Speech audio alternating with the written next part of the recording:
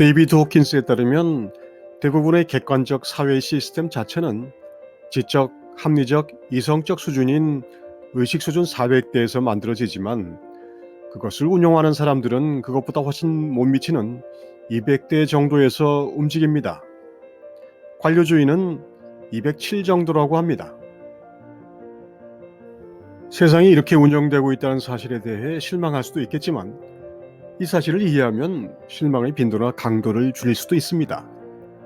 세상이 의식 수준에 따라 들어가고 의식 수준이라는 것은 결국 에고의 크고 강한 것의 척도라는 것이죠. 에고가 강하면 의식 수준이 낮습니다.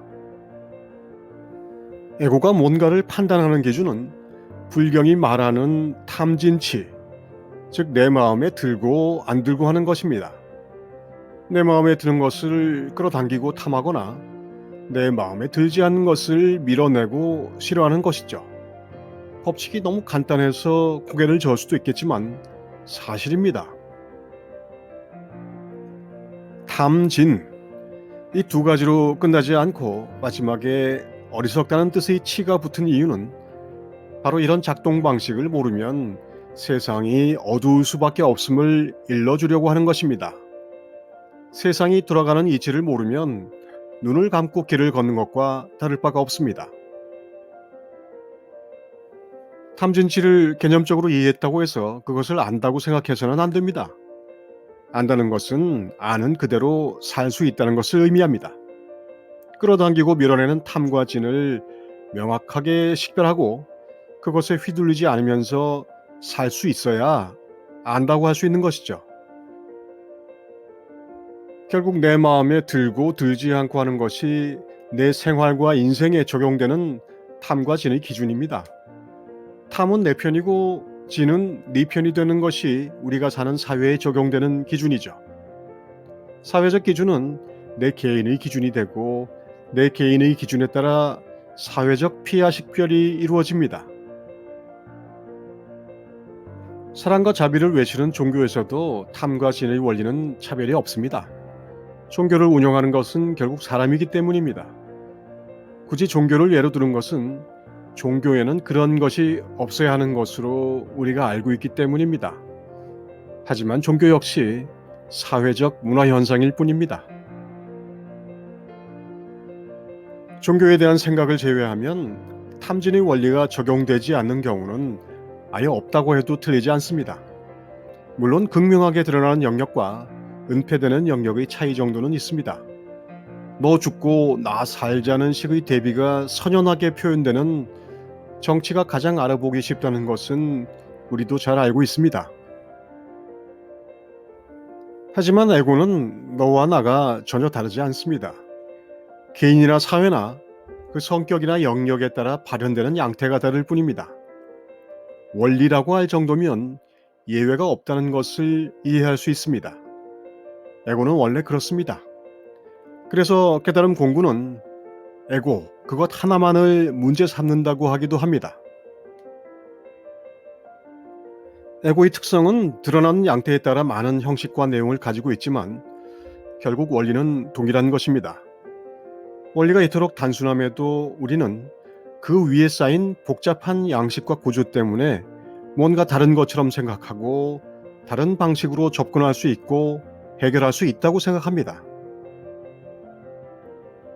그것이 내 지식의 범위를 넘어서는 사회 시스템인 경우 나는 그 시스템의 원리에 대한 이해가 없기 때문에 거기에는 다른 원리가 적용되고 있다고 생각하기 쉽죠.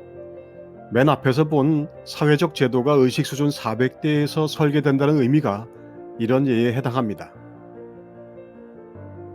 예를 들어 법률 시스템을 이야기해 볼까요? 저도 잘 모르니까 아주 적당한 예라고 할 수 있겠네요. 어떤 사안이든 3번에 걸쳐 재판을 받을 수 있다는 것을 우리는 잘 알고 있습니다. 오류를 방지할 목적이라고 알고 있죠. 그런데 어떻게 3번으로 정해졌을까요? 3세번을 워낙 좋아하는 한국인들이 그렇게 정한 것일까요? 민주주의 체제를 운영하는 많은 나라들이 한국 사람의 의견을 받아들인 것은 아닐 겁니다. 그냥 역사적으로 이렇게 된 것일 뿐입니다.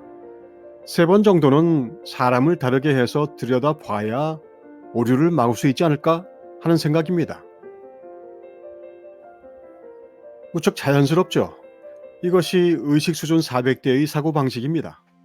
사람은 오류를 저지를 수 있고 그것은 법률 전문가인 판검사, 변호사를 모두 동원해도 충분히 벌어질 수 있는 일이라는 겁니다. 하지만 만약 내가 1심 판사였는데 내 판결이 2심에서 번복되면 어떤 생각이 들까요? 네, 그렇습니다.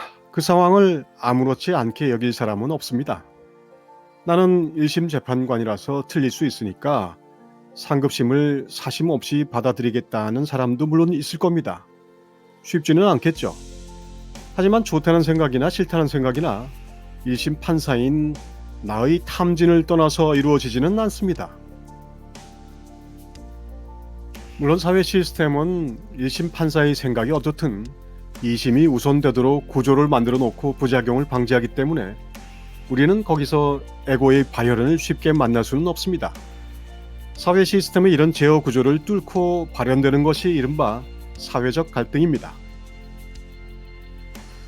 사회적 갈등을 해소하는 비폭력적 방법으로 근대 인류가 성공과 실패의 오랜 경험 끝에 겨우 구현한 것이 우리가 지금 대면하고 있는 민주공화정인데 비폭력적인 갈등 해소 기능이 잘 느껴지나요? 어쩌면 갈등을 일부러 발생시키는 진원지가 되어 있지는 않나요? 사회 시스템에서 운영되는 구체적 상황에서 매우 구체적인 개인에게 벌어지는 것이 에고의 작동이고 한 개인의 에고가 주장하는 것이 공감을 얻고 확장하면 사회 시스템도 에고 집단, 집단 에고에 좌우됩니다. 개인주의, 집단주의, 자유주의, 평등주의, 관점의 차이도 원리 앞에서는 무기력합니다. 인간의 가장 중요한 결함 중 하나는 자기 자신을 돌아볼 능력이 없다는 것입니다. 세상의 모든 문제의 근본적인 원천은 바로 여기서 발생합니다. 세상 모든 것을 치밀하게 논하지만 오직 자기 자신만은 빠져 있습니다. 자신이 빠져 있는 이 상태가 바로 어리석음, 탐진치의 치입니다. 결국 의식 수준이 진보하지 않으면, 에고가 약해지지 않으면 문제 해결은 없습니다. 심리치료에서 돕고자 하는 낡고 거짓된 자기 에고를 해체하는 것만으로는 충분하지 않은 이유입니다. 낡고 거짓된 에고 너머에 무엇이 있는지 알고자 하는 것이 바로 우리가 하려는 공부입니다. 우리는 에고를 길들여서 착하고 좋은 에고, 성실한 에고, 사랑스러운 에고로 만들려는 것이 아닙니다. 오히려 거꾸로 가려고 합니다. 에고 너머의 것, 탐진치 너머의 것을 알려면 탐진치의 원리를 내 삶에 충실히 적용해야 합니다.